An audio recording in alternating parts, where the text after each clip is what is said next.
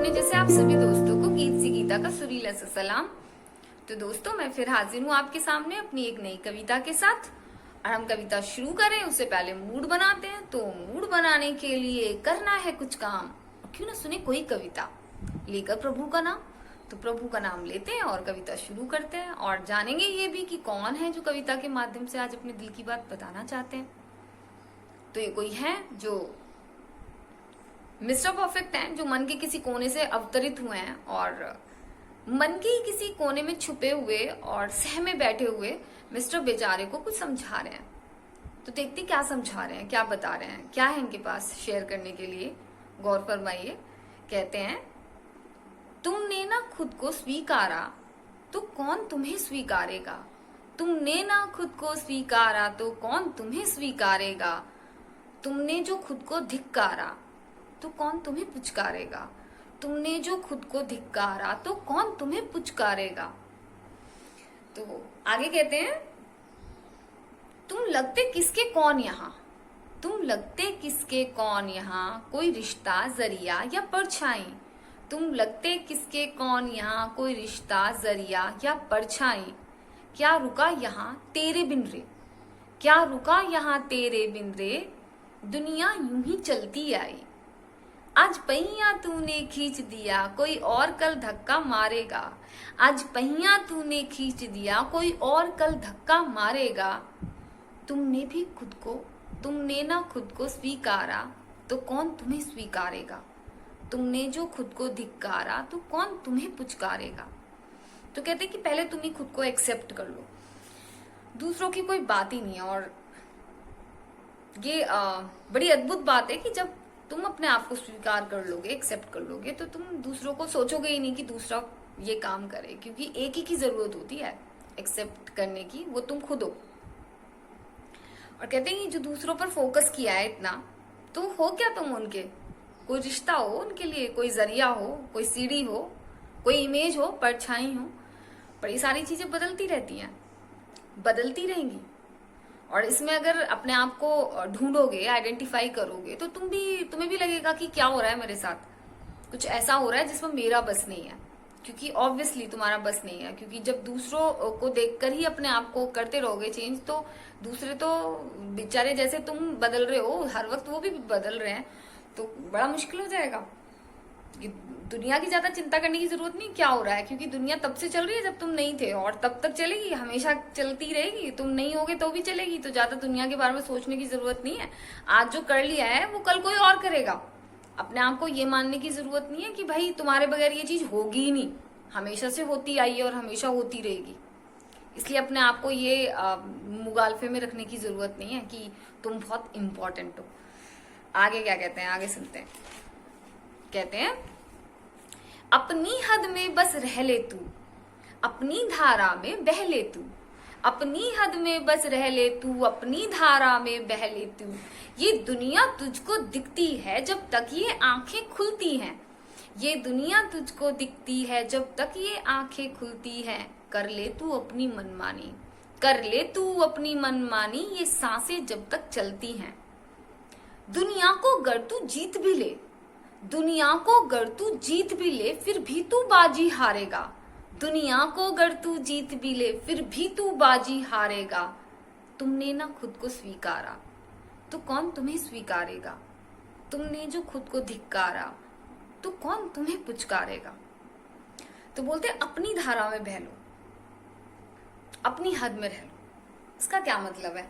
ये मतलब है कि अपने अंदर हम जब कहीं दूसरों से छूटेंगे तो तब कभी हमारी जो मुंह है हमारा हमारी तरफ आएगा ना, हमारी सुई हमारी तरफ घूमेगी, और वहां पर क्या बह रहा है वो हमें तब पता चलेगा, वहां पर क्या है वो हमें तब पता चलेगा। तो बोलते हैं अपनी धारा में बह ले, वहां से हटा ध्यान और यहाँ लेकर आ, वहां से मौन हो जाओ और यहाँ बात करना शुरू कर, तो तब पता चलेगा अंदर क्या है। तो अपनी धार में बहने के लिए बात कर रहे हैं, लेकिन कह रहे हैं उसके लिए बहुत समय नहीं है। ये मत सोच कि आज तो मैं करता रहता हूँ जो भी मेरे मन में है, कल देखूंगा, हाँ ये बात ठीक लग रही है इसको भी देखूंगा कल। क्योंकि ये जो दुनिया दिख रही है और इतनी चीजों से अट्रैक्ट कर रही है, ये दुनिया तभी तक एग्जिस्ट करती है जब तक तेरी आंखें खुल रही हैं। जिस दिन तेरी आंखें बंद हो जाएंगी ये दुनिया भी बंद हो जाएगी। जैसे टीवी देखते हैं ना, हम फिल्म देखते हैं, और फिल्म में जब पिक्चर एंड हो जाती है तो वो बिल्कुल ब्लैक स्क्रीन हो जाती है। तो जिस दिन तेरी आंखें बंद हुई, ये दुनिया की भी तेरे लिए एक ब्लैक स्क्रीन हो जाने वाली है। और जब तक कर ले अपनी मनमानी, जब तक तेरी सांसें चल रही हैं तब तक मनमानी कर लो पूरी। और ये जो दुनिया में तुम जिस भाग दौड़ में लग रहे हो, समझाते हैं उनको कि इसमें बहुत आए हैं और बहुतों ने कोशिश भी की और काफी हद तक कामयाब भी हुए हैं, तो बाजी जीते भी हैं। और जीती हुई बाजी भी लास्ट में हार के ही जाते हैं। तो ये कहते हैं कि ये दुनिया अगर तू जीत भी ले फिर भी तू बाजी हारेगा। तो कुछ ऐसा जीत लो जो कभी हारा नहीं जाता, ये कहना चाहते हैं। आगे देखते हैं आगे क्या ज्ञान है इनके पास देने के लिए, सुनते हैं। 2 पल का ये सब मेला है, 2 पल का ये सब मेला है, यहाँ कौन हमेशा खेला है। हमेशा के लिए कुछ भी नहीं है। 2 पल का ये सब मेला है, यहाँ कौन हमेशा खेला है। नाचो गाओ और मुस्काओ, ये आना जाना रेला है। तो एक स्लॉट है जो आता है और जाता है, एक मात्रा में और एक संख्या में लोग आ रहे हैं और जा रहे हैं। यही होता आ रहा है बहुत दिनों से, हमेशा से। 2 पल का ये सब मेला है, यहाँ कौन हमेशा खेला है। नाचो गाओ और मुस्काओ, ये आना जाना रेला है।